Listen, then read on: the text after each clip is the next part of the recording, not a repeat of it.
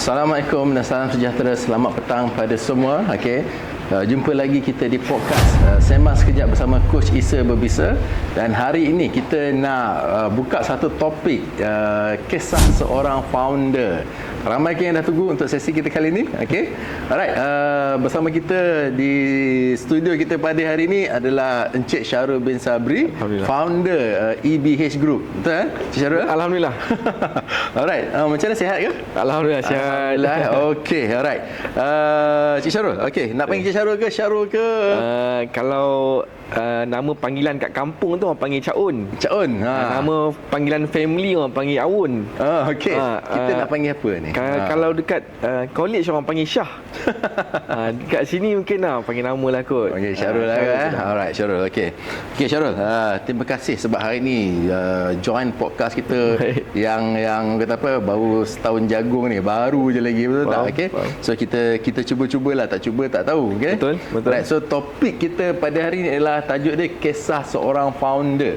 So bila kisah seorang founder, saya rasa ramai yang nak jadi founder kat luar. Betul tak? Betul. Dan mungkin ini juga salah satu cabaran yang diambil oleh Syarul supaya orang kata apa, dia nak mencuba sesuatu yang baru dan dia nak mencabar diri. Betul tak? Nak menjadi peringkat yang lebih tinggi. Betul? Betul. Okey. Boleh cerita sikit tak Syarul?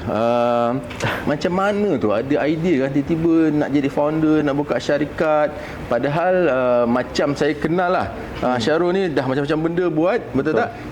Ada juga yang waktu kita sama-sama buat bisnes sama-sama, okey? Dan dah sampai lah ke tahap ni. Macam mana tu idea tu, fikir tu nak buka syarikat ke tahap ni sekarang? Saya nak kena pertama sekali ucap terima kasih kepada CIB Coach Isa Berbisa ni kerana sudi hari ni menjemput saya ke studio ni. Alhamdulillah ini. Alhamdulillah. Mungkinlah perkongsian saya rasa nak macam mana dia bermula tu nak kena patah balik daripada tahun 2012 yang mana I think 14 tahun lepas, yang mana kita mungkin sama-sama terlibat secara langsung dalam program di Johor Corp. Johor Corp, okey. Johor Corp yang mana kan?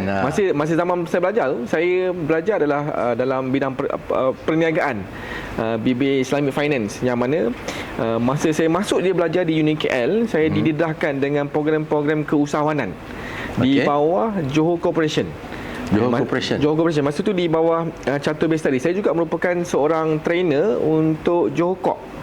Saya mengajar pelajar, saya mengajar student universiti, saya mengajar pekerja untuk macam mana nak keluarkan diri mereka daripada jadi sekadar pekerja kepada jadi usahawan.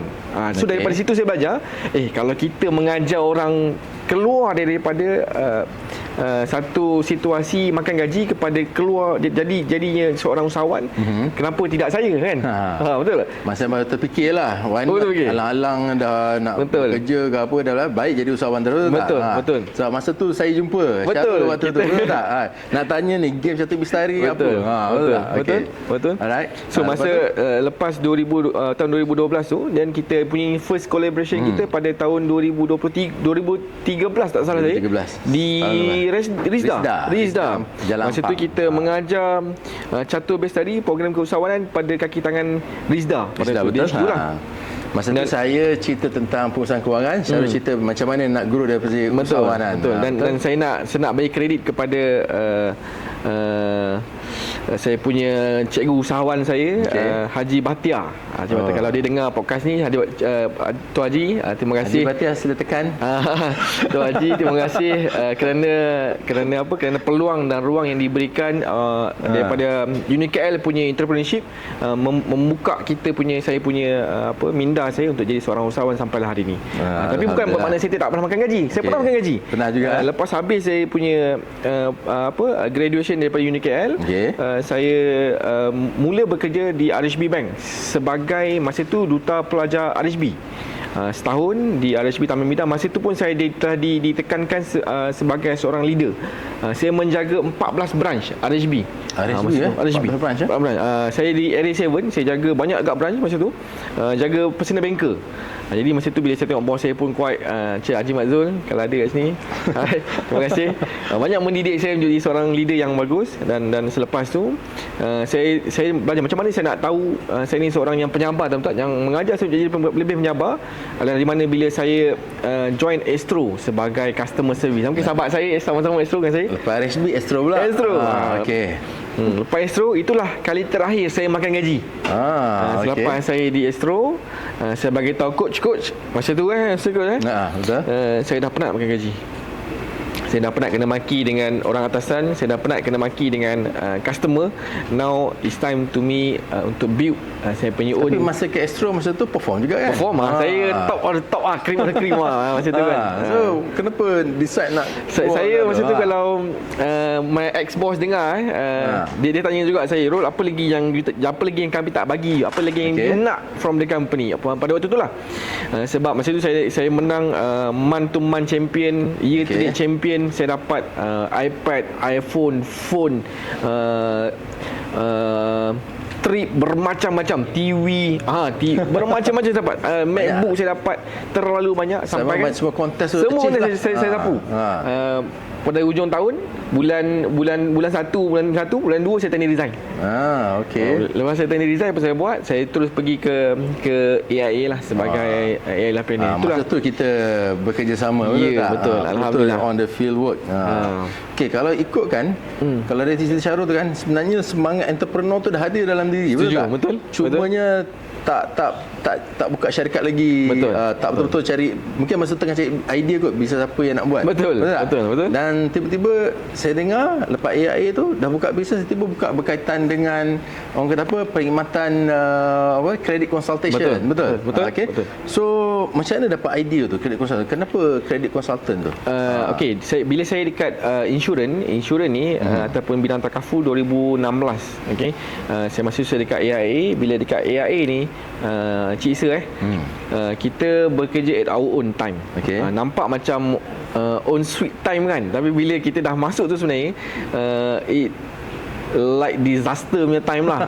Working like hell orang cakap. Mana orang kata apa, santai ke santai punya so kalau you guys yang mana nak terfikir nak masuk ke bidang insurans dan takaful ni, jangan dengar cakap leader sangat. Leader ni dia cerita yang best-best je.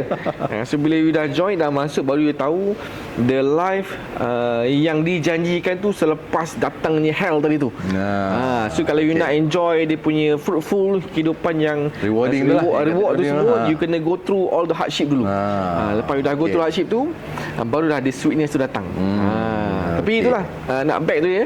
Bila kita banyak jumpa orang, benda yang paling crucial bila kita dengan takaful ni, nak kena jaga dua benda. Pertama, kita punya isu dengan PR, payment, pembayaran. Bila customer ni dia banyak isu pembayaran, itu yang datang loan dia tu. So instead of kita kalau dulu kita mengejar orang untuk buat bayaran, now orang mengejar kita untuk dapatkan pinjaman. I see. So rasa mungkin waktu kita tengok ramai pula permintaan, banyak pula permintaan dan prospek bisnes tu pula luas. Sangat besar. Itu yang idea-idea tu lah. Betul. Tapi itulah orang cakap nak buka bisnes ni pun bukannya mudah. Betul tak? Betul. Dia dah masuk baru tahu, betul tak? So masa masuk tu lah, apa Syarul punya mindset tu yang kena tahu tu bila nak jadi founder kan? Apa mindset waktu tu? Mesti ada mindset tu tak? Coach punya wording tu dah sangat tepat dah sebenarnya. yang membezakan employee dengan employee ni, kalau dari segi wording dia R saja. Tapi kalau dari segi satu word yang tepat adalah mindset. Yang membezakan kita dengan employee, mindset je. Satu je mindset je. Apa dia? Mindset dia taking risk. Take risk. Tak ramai orang hari ni dia even though dia berani ambil risiko, tapi tak berani explore new thing. Dia mungkin dia ambil contoh saya bagi contoh. Kalau kita hari ni kita tanya kita punya employee lah nak tak berhenti kerja hari ni, buka bisnes. Ramai yang tak sanggup. Sebab apa? Sebab takut hilang dia punya. Masa saya dekat AIA, masa saya dekat Astro, masa tu ramai orang cakap saya, you cannot make it lah, you takkan boleh buat. Sebab apa? All the time you hanya handle customer through the phone. Now you nak kena go on physical, jumpa face to face. You bayangkan saya let go, saya punya gaji 5-6 ribu, berhenti on the spot. berhenti on the spot. Saya jumpa coach berhenti on the spot. Saya terus jump masuk pergi ke AI itulah. Dan saya start from zero. Masa pergi interview AI tu dia saya ingat lagi Puan Lat, kalau you ada dengar, dan nak credit untuk you juga Puan Latifah. Okey. Masa tu dia offer saya 2,000. Dan dia tanya juga, kenapa you nak 2,000 sedangkan kalau you boleh achieve on MDRT, you tahu income MDRT banyak mana, kenapa you nak the income? Dan masa tu saya reject, it's okay. Dan kalau macam tu Puan Lat, I don't need this kind of scheme untuk saya. And yet saya achieve my first MDRT. I see. Alhamdulillah. So mindset lah. Pertama mindset. That's the only way. That's the only thing yang membezakan employee dengan employee. Kalau you berani untuk take risk, untuk resign, then of course you, sebelum you resign tu mesti ada planning lah. You nak kena plan apa yang you nak capai, apa yang you nak buat, dan make sure benda tu kita consider sebagai smart plan. I see. Specific, measurable, achievable, reliable, dan juga timeline. So you kena put on paper dulu, barulah, bukannya resign buta-buta. Taking risk, dia sama macam, lebih kurang macam gambling tau. Tapi kalau you ada proper planning, insya-Allah everything going smooth. Maknanya sebagai founder, so idea yang Syarul bagi adalah, first you have to be risk taker. Betul. Yang kedua, risk tu kena calculated risk, kena kira lah, kena tahulah, betul tak? So tapi dalam along the process tu, ada tak the effect personal life? A lot. Maknanya kalau kita nak jadi founder ni, macam mana kehidupan personal tu?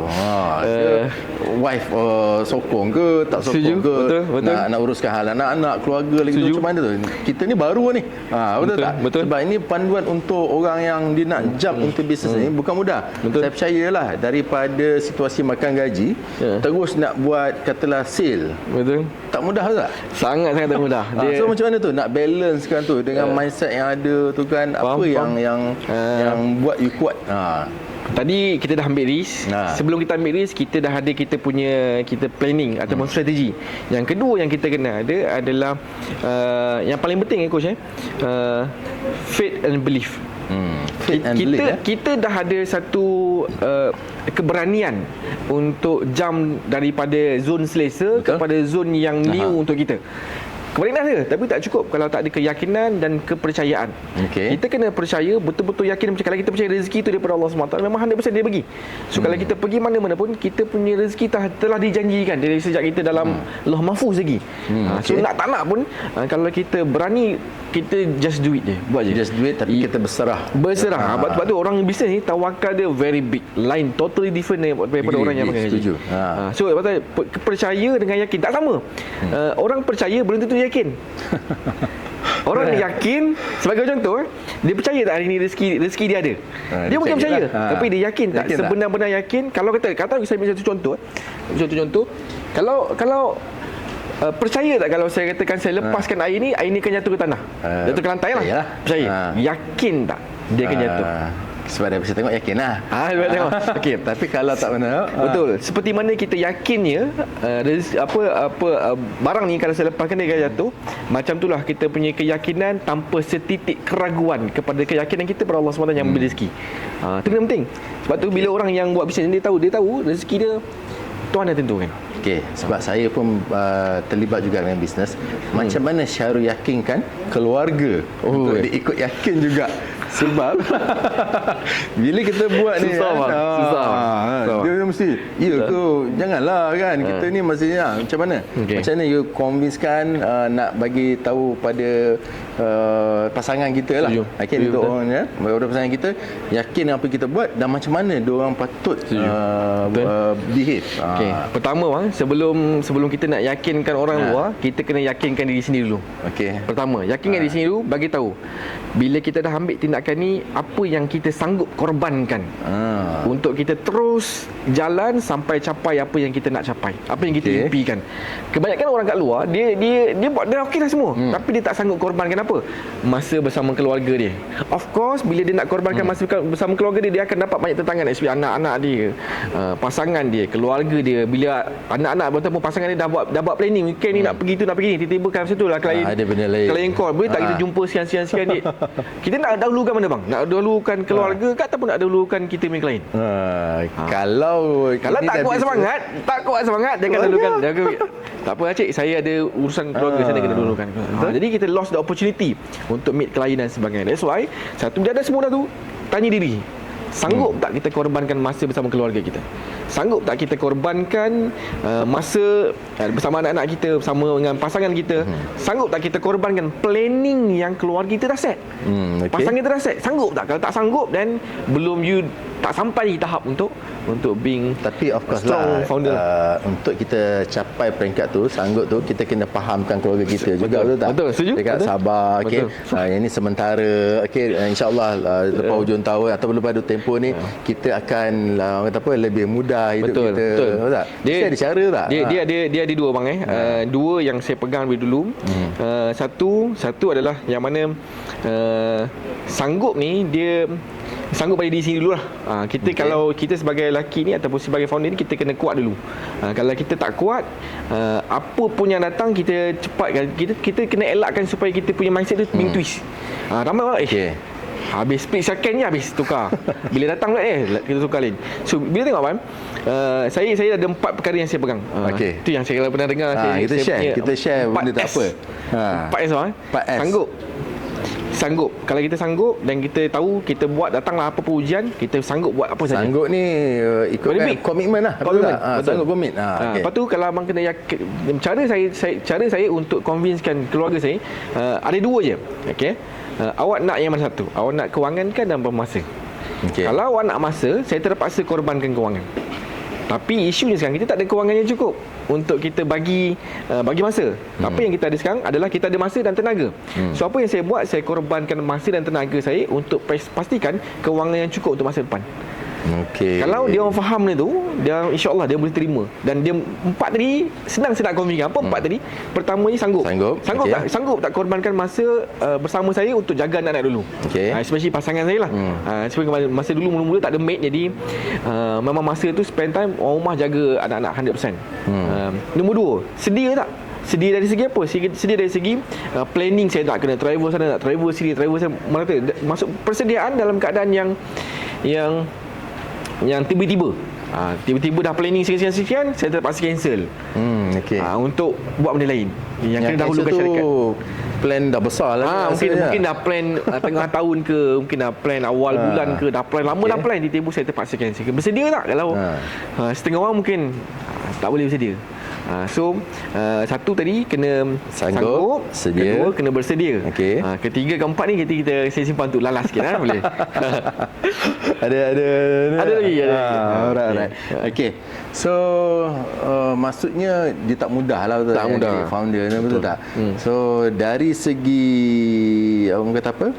Kita cerita pasal bisnes balik lah. Boleh. Bila pasal bisnes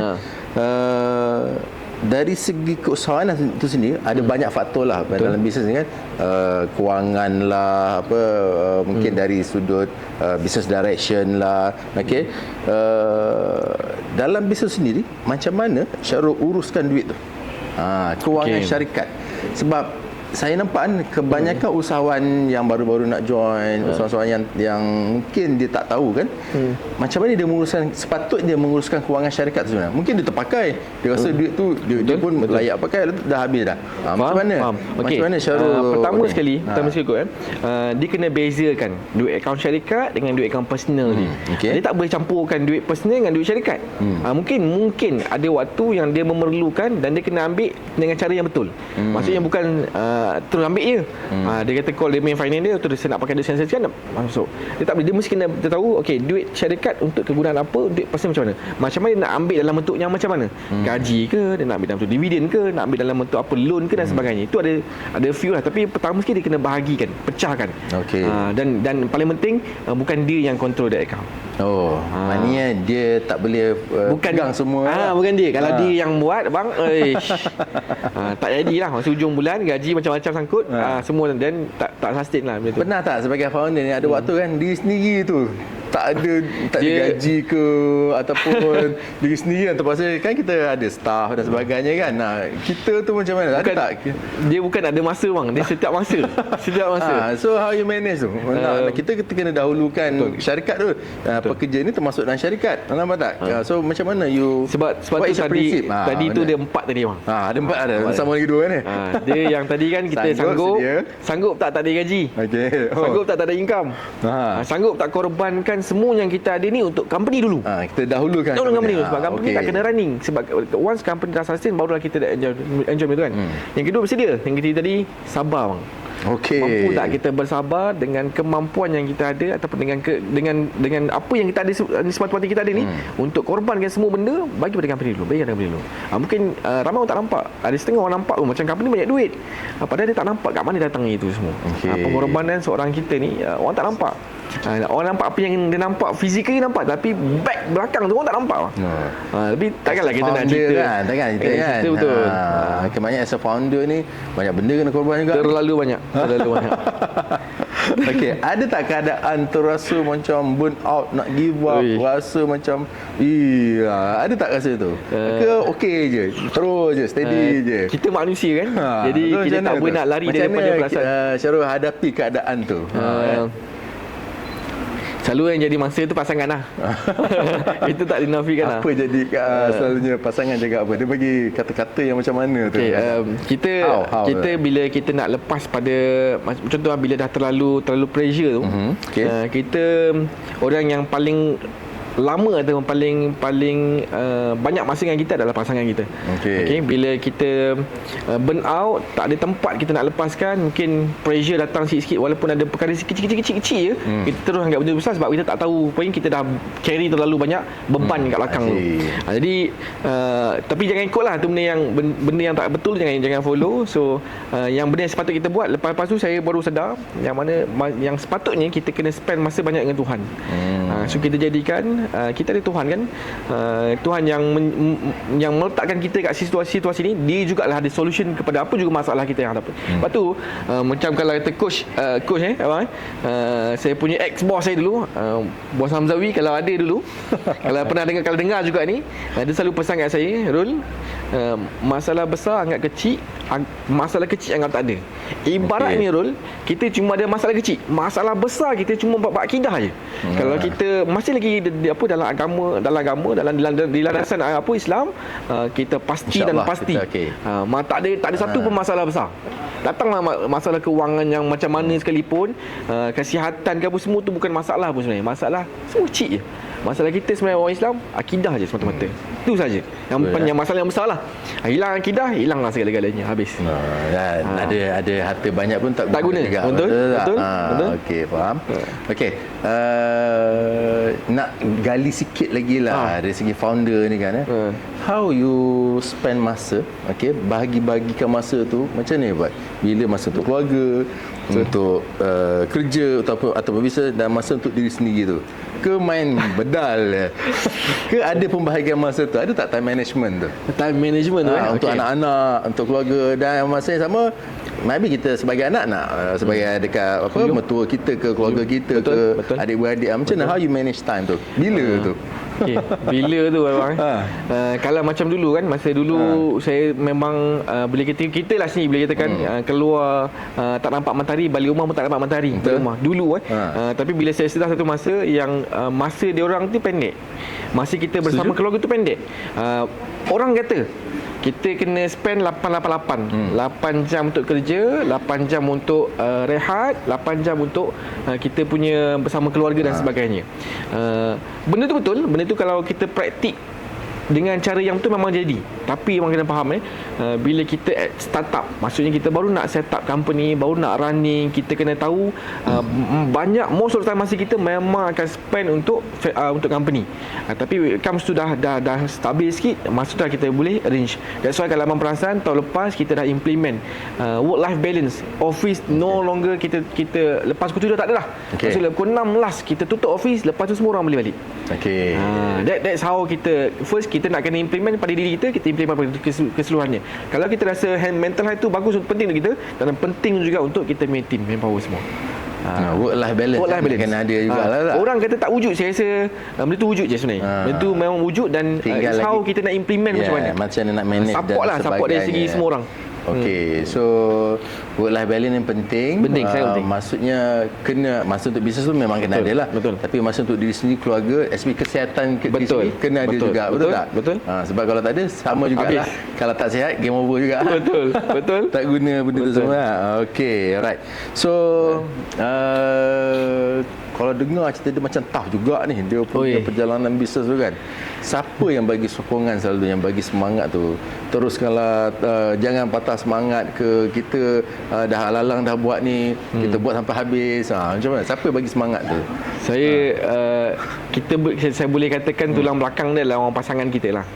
Pasangan ni adalah kita punya tulang belakang, yang mana jatuh bangun kita memang dia lah satu-satunya yang tahu, yang bersama-sama kita daripada apa orang cakap, daripada kosong daripada tak ada apa-apa sampailah ada apa-apa, sampailah ada bermacam-macam yang kita ada. So semuanya adalah daripada pasangan kita. Itu tak nafikan. Memang kita punya backbone kita adalah pasangan kita.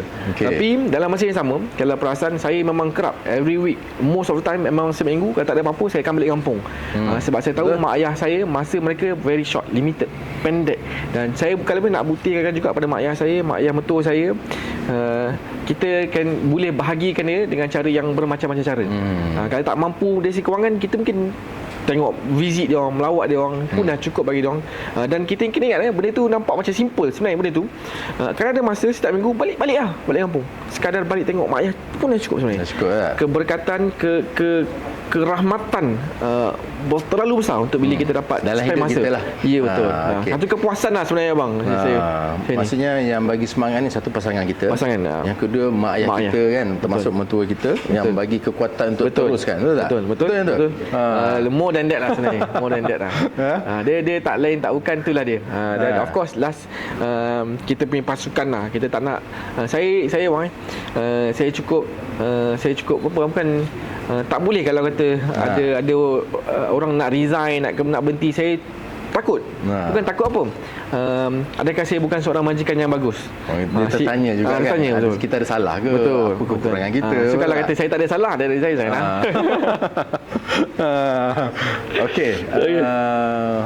Dari segi sebagai seorang founder ni, nak uruskan bisnes masih sama dengan anak-anak. Macam mana Syarul uruskan anak-anak? Macam mana have you design ke dia punya perjalanan ke? Yang benda yang saya selalu dengar dulu bang kita kalau kita nak spend anak, bukan nak spend, maksudnya kita nak spend masa dengan anak tu memang kita dah kena allocate.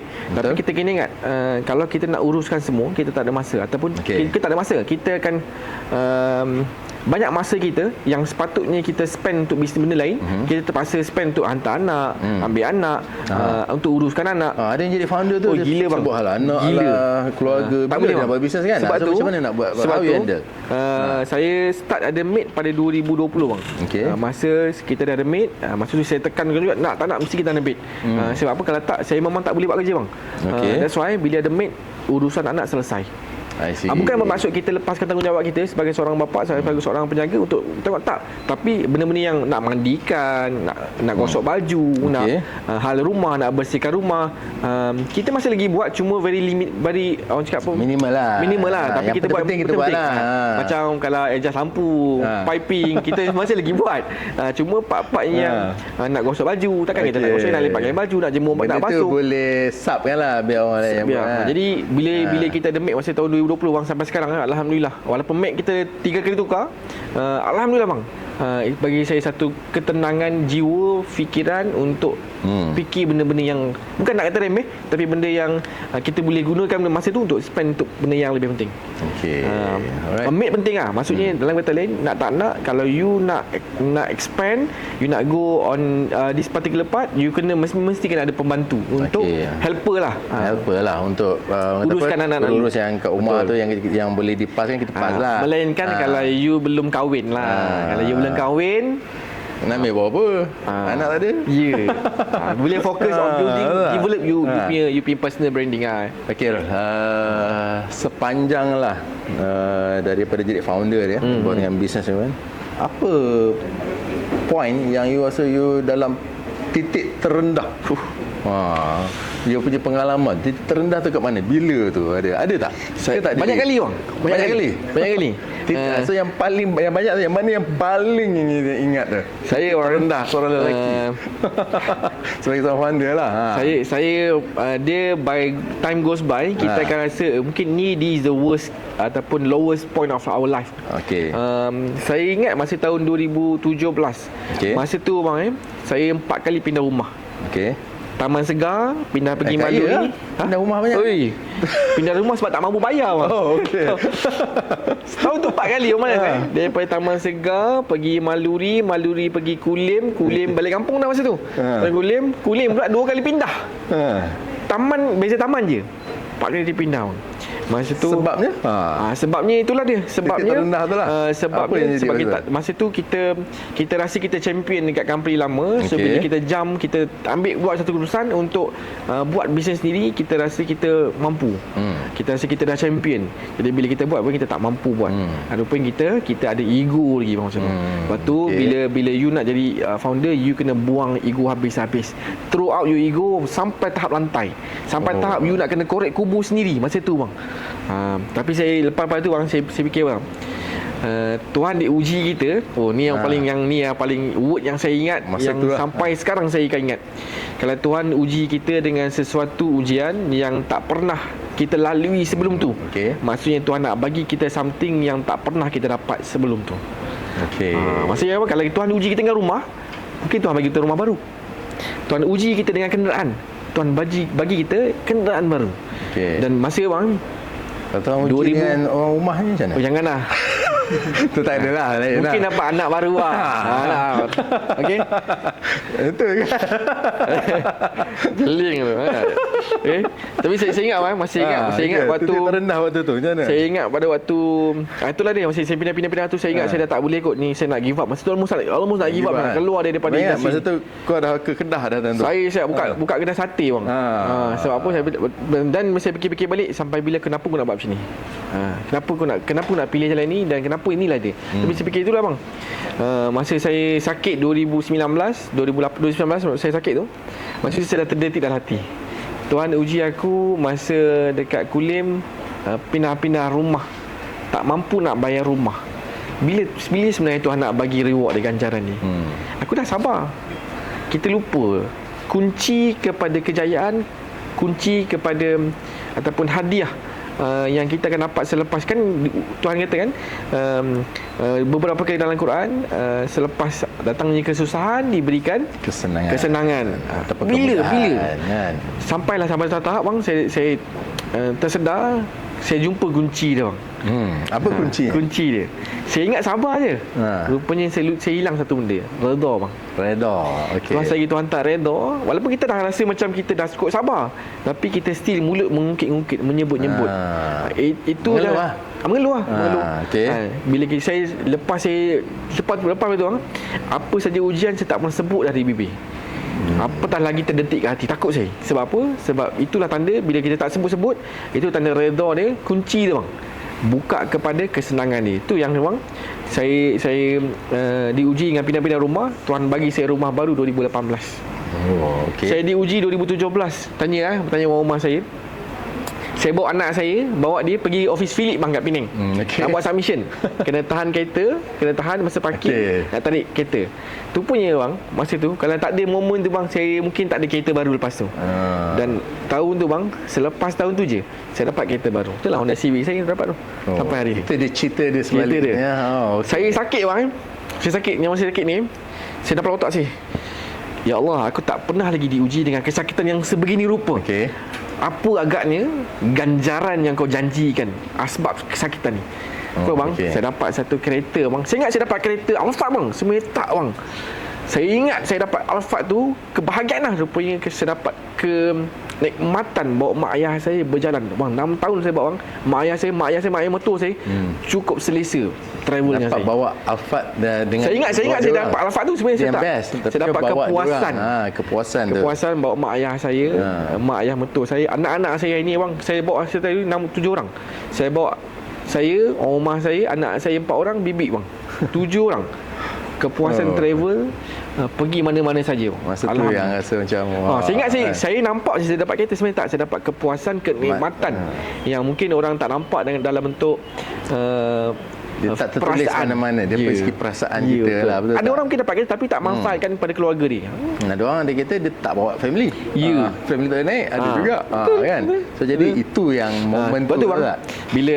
Bila saya buka company baru ni, dan saya merasakan bermacam-macam ujian yang mungkin yang saya punya tim-tim yang ada sini, dia orang tahu apa yang saya lalui, dan bang, saya tengah menantikan apa agaknya ganjaran yang Tuhan janjikan selepas kesusahan yang kita lalui. Mungkin cabaran lah, kita kata cabaran. Mungkin benda yang kita tak pernah dapat mesti of course Tuhan akan bagi benda yang saya tak pernah dapat sebelum ni. Mungkin kita punya sales cecah 10 juta, 100 juta, who knows, InsyaAllah kan, kita tak tahu. Betul. Okay. Tuhan kata apa, kun fayakun, maka jadilah. Right, boy? Alright. Okey, menarik. Orang kata di belakang tabir kita tak tahu. Orang ingat senang kan nak jadi founder ni, kan nampak yang mewah, yang senang kan. Yang kita lalu tu orang tak nampak. Betul. Okey. Alright, untuk bisnes EBH Group ni lah. EBH Group ni apa dia punya business nature sebenarnya? Dia buat apa? Okey. Bisnes dalam EBH Group ni, dia ada, EBH Group tu sendiri adalah investment holding company. Okey. Maksudnya dia ada pegangan share dalam semua anak syarikat ni. Untuk apa? Sebagai investment holding lah. Maksudnya nanti dia akan beli property, dia akan beli aset. Fungsi utama dalam EBH Group, dia memang nak grow kan dia punya capital. Untuk capital gain lah. Itu yang pertama. Yang kedua bang, untuk yang bawah nak subsidi ada 4. Satu, kita ada Elite Business Hub. Yang ni adalah yang buat credit consultant. Tapi credit consultant kita ni special sikit. Ni saya tak boleh cerita. Okey. Keduanya kita ada EBH IT. Memang kita dah fully, saya boleh katakan IT firm lah, sebab kita dah ada sampai berbelas orang dalam syarikat. Kita juga ada EBH Training Academy. Training Academy mana kita akan fokuskan pada training yang mana kita akan engage dengan HRD Corp untuk pastikan kita punya training tu diperluaskan dalam pelbagai jenis training dan juga latihan. Dan yang keempat, kita ada printing services. Printing ni dia support kepada kita punya IT company untuk pastikan smart card, kad pelajar, semua dia kita dapat control sendiri. Kita punya dalam bentuk time frame lah. Kalau kita instead of kita pakai third party, dia akan jadi lebih lambat. Okay. Sebagai entrepreneur, how you decide ni bisnes aku nak? Macam ni you kesan tu. Kita ada banyak sebenarnya peluang bisnes kan. Tapi kenapa pilih yang tu? How you choose tu? Pemilihan bisnes tu. Dia bila kenapa saya bisnes yang 4 tadi tu? Contohlah ada saya bila saya decide untuk buat company bang, saya memilih satu bisnes yang ada ekosistem yang baik. Maksudnya kalau saya nak buat satu bisnes, dia mesti ada related dengan existing business. Supaya dia boleh support, supaya bila bisnes tu tak adalah mati. Kata tak adalah saya buat bisnes yang sama ataupun nature NOB ataupun nature bisnes yang sama, supaya dia tak redundant. So bila kita buat satu contoh bila kita buat IT company, kita provide supply system. Dalam masa yang sama kita ada attach dengan smart card. Siapa nak buat smart card ni? Instead of kita third party terpusat kepada company, outsource pada company lain, why not kita yang buat? That's why kita wujudkan. Dalam masa yang sama, bila kita dah pegang database yang quite besar, apa kita buat? Kita gunakan kita main training company untuk provide training kepada kita punya tadilah customer yang kita ada. Dari segi selection of manpower, how you select people, apa yang Syarul nampak kat orang yang dia ni layak ni, ataupun dia ni boleh buat apa, kriteria tu dari segi akademik saja ke, tak ada karakter ke, attitude ke, how you select people? Kalau abang pernah tahu kan, saya pernah jadi personal producer, saya pernah jadi recruiter. Kita ada pengalaman merekrut orang yang memang bermacam-macam orang. Dan masa saya dekat FWD pun, saya ada tim 220 orang masa saya di FWD. So apa yang berlaku bang, bila kita decide untuk buat company, untuk ada staff, kita kena differentiate staff dengan agent, berbeza cara treatment dia. Satu. Nombor dua, cara klasifikasi, cara kita nak treat diorang pun berbeza. Cara nak memilih diorang pun berbeza. Kalau dulu bang agent, siapa datang sauk. Siapa datang pun ambil je. Kita tak peduli dia ni macam mana background dia, attitude dia apa, whatever kita ambil. Tapi satu benda yang saya rasa ni tak tahulah feeling kan, perasaan bila saya nak memilih staff ni, benda pertama sedap mata memandang. Saya sedap mata mandang ni subjektif tau. Jangan salah faham jangan salah faham bila tengok sedap mata mandang. Semua staff sini semua sedap mata memandang. Okey. Okey. Sedap mata memandang ni maksudnya you tak simply saya bukan nak yang yes boss, saya bukan pertama attitude wise. Attitude is very important. Attitude ni kita susah nak justify ataupun nak identify bila masa during interview tau. Kita hanya tahu dia selepas dia dah join. Bak kata itu dululah kita punya sahabat kita yang tak jadi tu kan. Apa dia kata, kita hanya terkenal seseorang tu bila kita tidur sebantal dengan dia. Mungkin kenal lah kot okay, so bila kita dah bersama dengan dia baru kita tahu pasal attitude. Tapi attitude ni kita boleh develop. Paling penting orang yang nak join kita ni dia willing to learn tak? The willingness untuk belajar benda baru. Always datangkan nak grow lah. Nak grow. Dia bukan sekadar datang semata-mata nak dapat gaji. Tak. Tapi dia nak learn something. Mungkin dia nak buat pengisian bertambah added value pada dia apa yang dia ada sekarang supaya dia boleh grow. Dan saya punya pemilihan simple. Kalau saya paling penting willingness lah. Willingness. How you willing? Kalau saya nak panggil anytime, boleh datang tak? Tiba-tiba nak kena tu antara benda kriteria kita minta lah. Satu, kalau kita nak minta datang weekend, boleh datang tak? OT boleh minta, OT boleh buat tak? Kalau OT tanpa berbayar, okey tak? Mungkin ada waktu lah. Ada waktu. So kita tapi tak adalah kita minta. Willingness lah. Dia tengok dia sanggup memberi tak. Betul. Okey. So kita yang macam tu lah karakter dia kan. Okey, apa pendapat Syarul? Orang yang nak kerja ni dia mesti ada qualification yang tinggi. Ataupun baru kita ambil kerja. Sebab pemilihan manpower ni crucial jugalah sebenarnya. Betul. Mana yang Syarul lebih berani? Dia punya qualification ke, pengalaman ke, ataupun apa? Okey.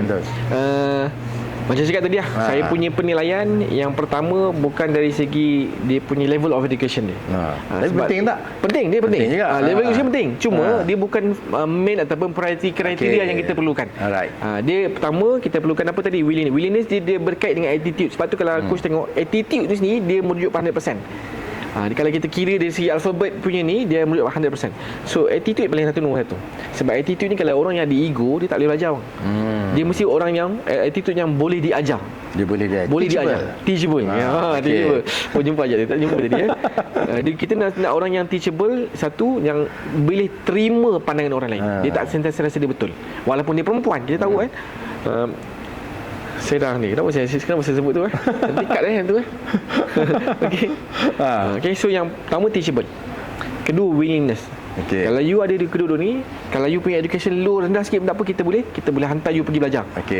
Kalau you whatever lah yang ni, dua ni kita boleh. Skill, kalau you tak ada skill, kita boleh teachable, boleh belajar. Dan kedua ada willingness. Dia nak willingness ni maksudnya dia sanggup nak belajar, dia sanggup nak ke depan, dia sanggup nak buat dan dia sanggup bagi lebih daripada apa yang dia minta. Rasa itulah kot dia punya ciri-ciri tadi tu kan.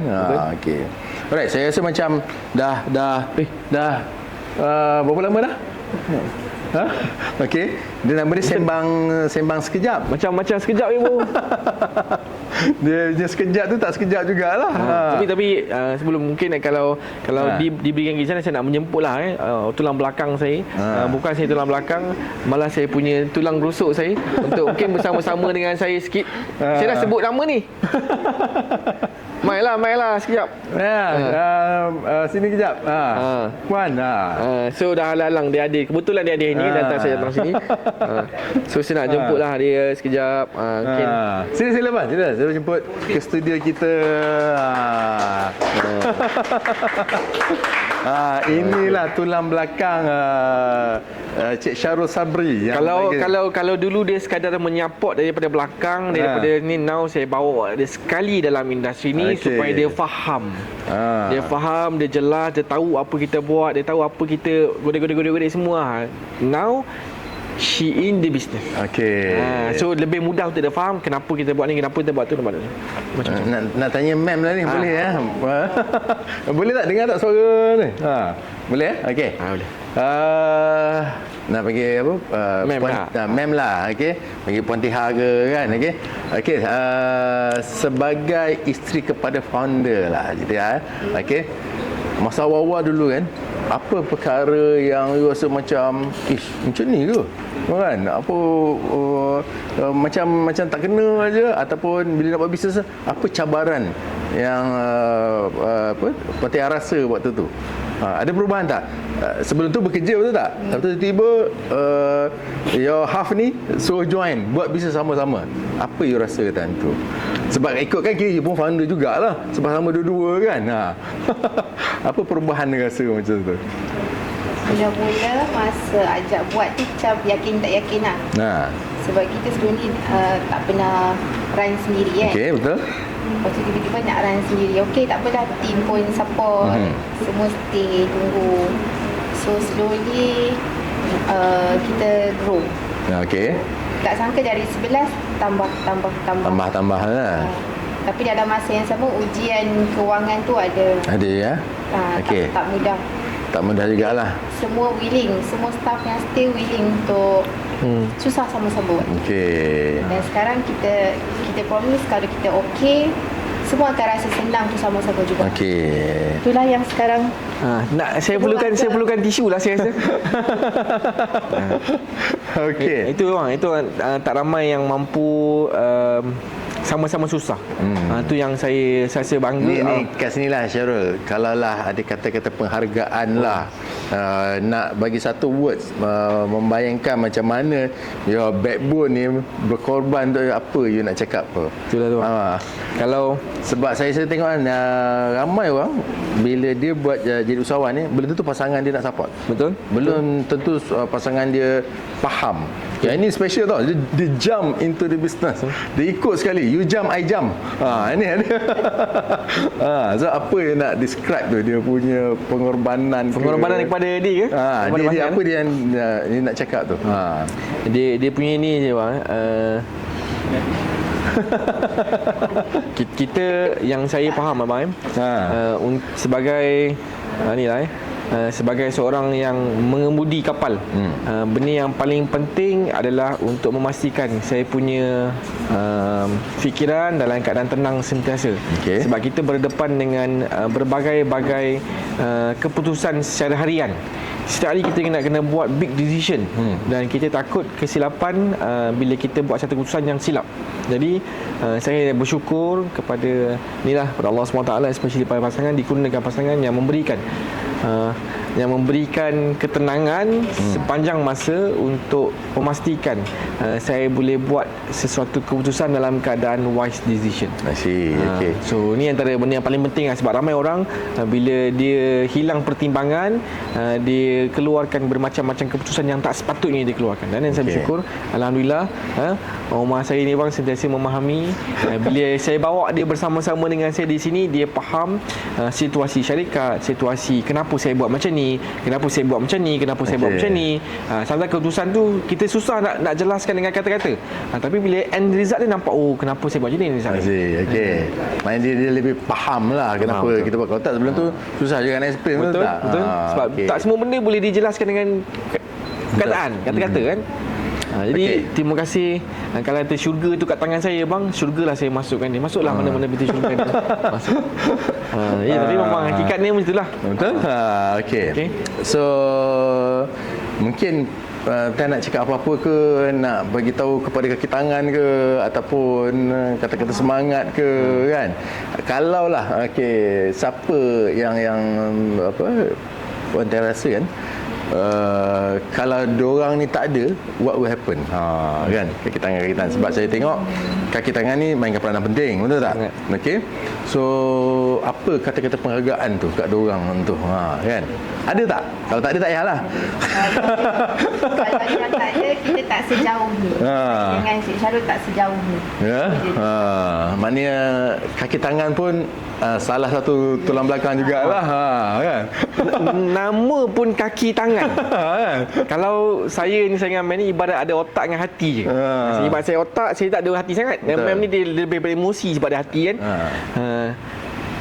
Kepala otak saya, hati Mem. Kaki tangan tak ada. Kemana kita boleh pergi bang? Nowhere. That's why tanpa diorang tak boleh pergi. Saya value every single person yang bersama saya daripada awal sampai akhir. One day kita akan, trust me, yakinlah rezeki Allah tu memang ada. Trust me, memang macam mana pun one day kemanisan, nikmat, reward yang Tuhan janjikan tu pasti dan pasti sampai kepada semua orang yang bersama-sama dengan kami. Dengar ni rekod tu. Maksudnya masih kita akan sama-sama kata apa menikmatilah hasil daripada Kena usaha masuklah kita. yang intern ni pun jangan risau. Semua tu akan dinikmati bersama-sama. InsyaAllah. Kita doa. Sebab tu kita kena doa sama-sama, kena bekerja kuat selalu dan sebagainya. Okay. Alright. Sebagai seorang founder lah, orang kata apa, kata-kata akhir lah, untuk yang mungkin dia nak jump into dunia keusahawanan ni kan. Okay. Yang baru-baru ke, apa nasihat yang Syarul nak bagi tu? You guys need to be risk taker lah. Risk taker. Tapi risk taker tu Tapi sebelum nak ambil risiko, pastikan ada strategi yang betul.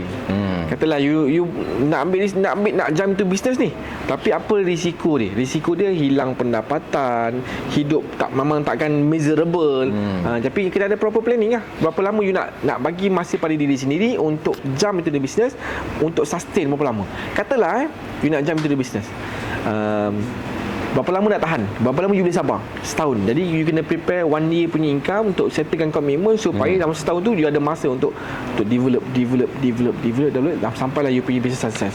Itu sendiri.